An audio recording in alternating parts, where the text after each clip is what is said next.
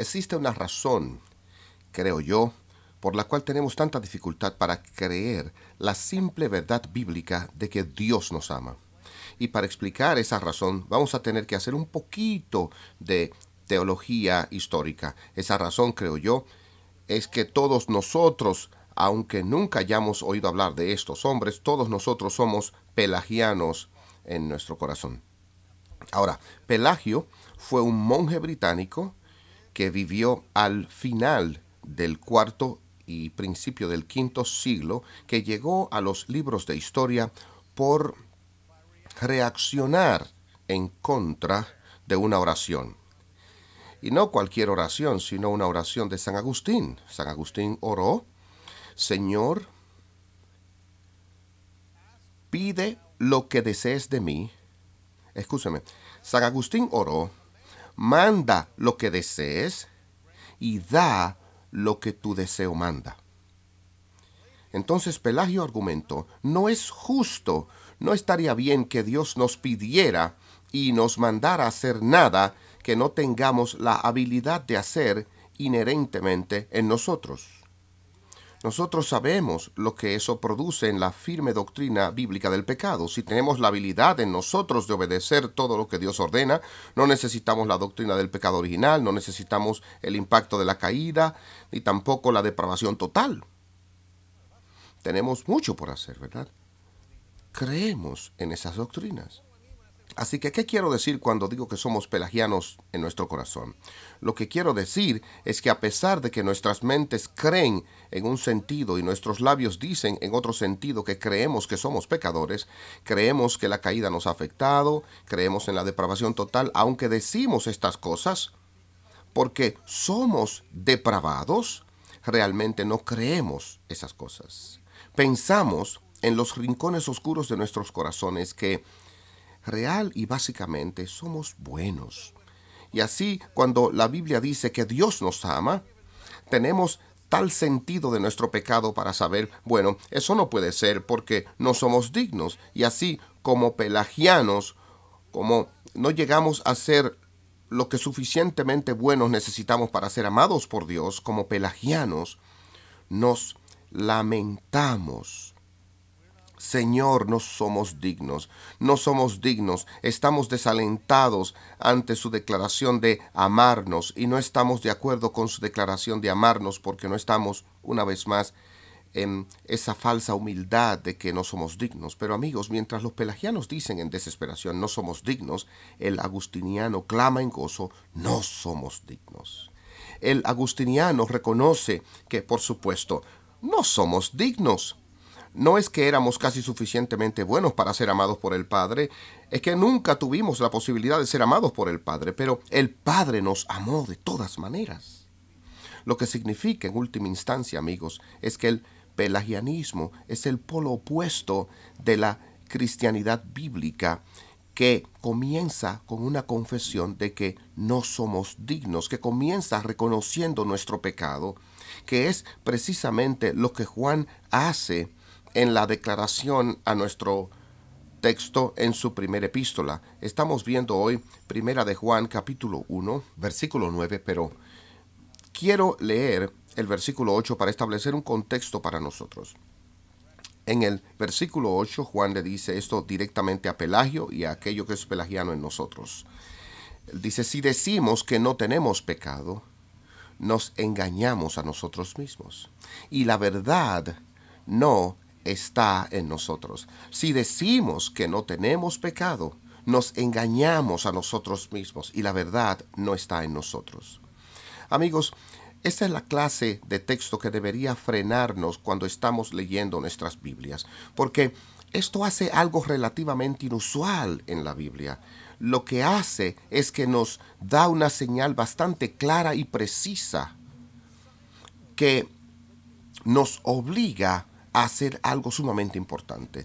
Si decimos esto, nos engañamos a nosotros mismos. Eso ya es bastante malo y la verdad no está en nosotros. Juan nos está diciendo que aquellos que dicen no tener pecado, que no tienen su pecado cubierto, no son creyentes. Cuando dice que la verdad no está en nosotros, no está simplemente diciendo que estamos equivocados, también está diciendo que no mora en nosotros el espíritu de la verdad. Esta es una señal de peligro si te encuentras tentado a decir no tengo pecado. Estás en serio problema. Aún estás en tu pecado, por lo cual aún nosotros somos pelagianos en nuestro corazón. Nosotros nunca diríamos esto, ¿verdad? Nunca diríamos esto. Nosotros somos cristianos. Nosotros confesamos nuestros pecados, pero ese no es el caso. Pero aún si no negamos la realidad de nuestro pecado, nos inclinamos a minimizar la magnitud, el poder de nuestro pecado. Tratamos de hacer ese pecado pequeño. Hacemos esto en muchas maneras. Lo hacemos a veces comparando nuestros pecados con otros. Bueno, yo soy un pecador, pero no soy esa clase de pecador, ¿verdad? Yo soy pecador, pero no esa clase de pecador. No soy tan pecador, no soy tan pecador como esas personas. Recuerden cuando Jesús nos dijo sobre el fariseo y el publicano, y el fariseo oró, ¿cómo? Dios, te doy gracias porque no soy como los otros hombres. ¿Cuándo es esto? Existen dos clases de hombres en el mundo. Existen esos hombres allí que son verdaderos pecadores, y quiero agradecerte, Dios, que no soy como esos. Ahora, si usted le hubiera preguntado al fariseo, ¿eres un pecador?, ¿qué creen que hubiera dicho? Si él hubiera conocido algo de la ley, él hubiera sabido suficiente para saber que era pecador. Pero lo que la oración reveló fue un corazón que decía, bueno, cuando digo que soy un pecador, lo que quiero decir es, en un sentido técnico, que no es como estas personas. Mi pecado es pequeño, mi pecado es disminuido. Esa es una forma en la que tratamos de escapar de la realidad de nuestros pecados. Otra forma en que lo hacemos es alterando la ley de Dios. La disminuimos para que nuestros pecados se vean menores en comparación. Deshacemos la ley de Dios de manera que no seamos culpables de desobedecerle. Pero Jesús nos muestra de qué se trata el versículo 8. ¿Qué significa no negar que eres pecador, sino ser como ese publicano en esa historia? El contraste es el hombre que no conoce su pecado. Te agradezco que no soy como otros hombres. Y el otro hombre dice, Dios, sé propicio a mi pecador. Dios, sé propicio a mi pecador. Esta, amados, es la entrada misma al reino de Dios. Esto no es simplemente una imagen de un hombre malo, el que no cree que sea tan malo y el bueno que no es malo. Esta es una imagen del hombre malo impenitente y el hombre malo penitente. Eso es lo que hace la diferencia entre el cielo y el infierno. Por eso es que Jesús dice, os digo la verdad, el que se arrepiente, el que dice, Dios, se propicio a mi pecador, se alejó justificado. Esta es la entrada al reino. Pero, amigos, esta no es solamente la entrada al reino. Esta es la manera de permanecer en el reino. Esta es una de las formas en que Pelagio viene a acusarnos. Estamos dispuestos a decir, yo era un pecador. Estamos dispuestos a decir, necesito ser redimido, necesito tener mis pecados cubiertos. Y Jesús vino e hizo eso en el momento que lo hizo. Y he tenido mi pizarra borrada desde antes de venir a la fe, pero ahora tengo que vivir en obediencia. ¿Has sido llamado a vivir en obediencia? Absolutamente. Claro que sí. ¿Y cómo vas a lograr eso si mientras dices que no tienes pecado, la verdad no está en ti? Porque mientras estamos llamados a crecer en gracia y sabiduría, mientras tenemos que hacer firme nuestra vocación y elección, mientras vamos creciendo en gracia y sabiduría, lo haremos como personas que continúan pecando. Y por eso es que nos quedamos y seguimos confesando, Dios, sé propicio a mi pecador. Ahora, no me malentiendan, no estoy sugiriendo que la única forma de llegar al cielo es asegurándose de que antes de morir usted tenga una última oportunidad de decir, Dios, sé propicio a mí, pecador. Yo no estoy diciendo que usted salga del confesionario esperando que un piano grande le caiga en la cabeza y en ese instante para que pueda irse al cielo antes de volver a pecar. Pero tampoco tomemos la posición, ustedes saben, del esposo tosco que le dice a su esposa: yo te dije que te quería cuando me casé contigo, si cambio de parecer te lo dejaré saber. No vamos donde Dios y decimos: me arrepentí una vez y una vez para siempre, y sabes que me arrepiento de todos los pecados que voy a cometer, no hay necesidad de confesarlos otra vez. Hay un balance aquí, mis amigos. No nos apresuramos temerosos y nos aseguramos de someter todo lo que podamos, sino que con celo continuamos arrepintiéndonos de lo que queda pecaminoso en nosotros. Queremos tener ese balance. Una de las formas en que hacemos esto, amigos, es recordando nuestra promesa. Sigamos con el versículo 9. Si confesamos nuestros pecados, Él es fiel y justo para perdonar nuestros pecados y limpiarnos de toda maldad. Detengámonos y consideremos esto. Si confesamos nuestros pecados, Él es fiel y justo para perdonar nuestros pecados y limpiarnos de toda maldad. ¿Saben que esta promesa es para ustedes? ¿Saben que así como nosotros como pelagianos podemos confesar con nuestro labio, o como pelagianos en el corazón, pero gente que sabe que no creemos en el pelagianismo, decimos: oh, sí, somos pecadores, pero en nuestros corazones realmente pensamos que no lo somos? En la misma forma en que el lado opuesto, del lado del Evangelio, podemos decir: bien, sé que soy justificado por fe solamente, pero pensamos que Dios está agradado con nosotros solo cuando no pecamos. Pensamos que Dios todavía puede molestarse con nosotros porque continuamos pecando así y nos atascamos en el mal.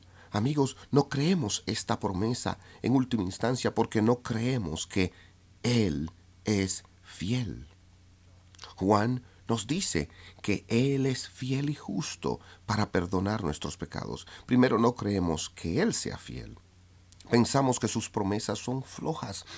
Pensamos que esto no es posible. Pequé tanto contra ti, tan profundamente y por tanto tiempo, que no puedo creer que tú puedas perdonarme. Lo que estamos haciendo aquí es llamando a Dios un mentiroso. ¿Creemos que Él es fiel para perdonarnos nuestros pecados? Claro que sí. De hecho, esa fidelidad, amigos, es realmente una fidelidad doble. Va en dos direcciones diferentes. Primero, Él es fiel a sus promesas. Dios dijo: si clamamos en el nombre del Señor, Él nos perdonará. ¿Qué tan complicado es eso? Si clamamos en el nombre del Señor, Él nos perdonará. Si confesamos nuestros pecados, Él nos perdonará. Esa es su promesa. Y por eso dudar esto no es tener una simple y humilde visión de nuestros pecados propios. Es tener una ráfaga de distorsión de tu Padre, es decir, de tu Padre. Él es un mentiroso. Él es fiel a sus promesas para con nosotros. Pero aún más importante, mis amigos, Él es fiel a su promesa para con su Hijo. Entienden que Dios nos hizo una promesa que si confiesas, te perdonaré, te adoptaré, te haré como mi propio Hijo. Él le hizo una promesa al Hijo: si vas y te haces carne y convives, habitas en medio de ellos, si vives una vida de obediencia perfecta, si estás dispuesto a aceptar mi ira derramada sobre ti por causa de sus hijos, te daré un pueblo, te daré una novia, te haré el primogénito sobre una multitud que nadie puede contar.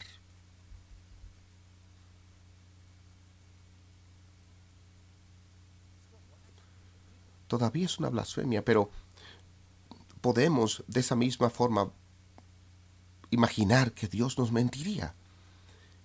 Pero ¿pueden ustedes insinuar que Dios le mentiría a su propio Hijo? Cuando Jesús en Getsemaní clama: Padre, si quieres, pasa de mí esta copa, pero no se haga mi voluntad sino la tuya, le diría Dios a él: bueno, voy a permitir que pases por eso, pero no voy a darte lo que te prometí. Dios es fiel a su promesa. Pero eso no es todo lo que el texto dice. El texto dice no solo que Él es fiel, dice que Él es justo. ¿Y cómo es eso? ¿Cómo podemos decir que Dios es justo para perdonarnos? Bueno, eso se remonta a la obra de Cristo.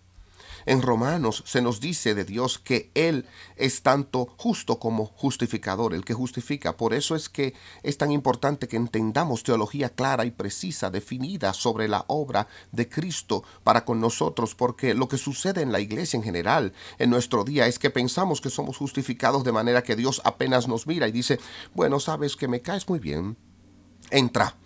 No soy tan malo ni asustadizo como dicen, entiendo que eres humano, sé que pecas, pero no importa, está bien, entra. ¿Es eso justo? No es justo. La buena noticia no es que Dios se olvidó de nuestros pecados. La buena noticia es que Dios castigó nuestros pecados en Cristo. De manera que cuando Él nos perdona, Él lo hace no en un contexto de una actitud desdeñosa hacia su propia santidad, desdeñosa hacia la ley. Él lo hace en el contexto de justicia. Saben, si Dios fuera un juez sentado detrás de su banco, y si Él nos preguntara que cómo nos declaramos, habría una tendencia natural y consecuente y propia a no humillarnos y dócilmente pedir su perdón, sino ponernos de pie y exigir nuestros derechos. Por supuesto, dentro de nosotros no son un derecho, por supuesto, dentro de nosotros todo lo que se nos debe es ir eterna, pero en Cristo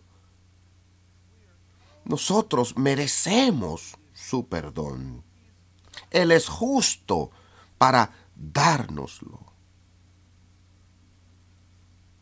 Esta es la promesa de Dios. Esta es la promesa segura y cierta de Dios.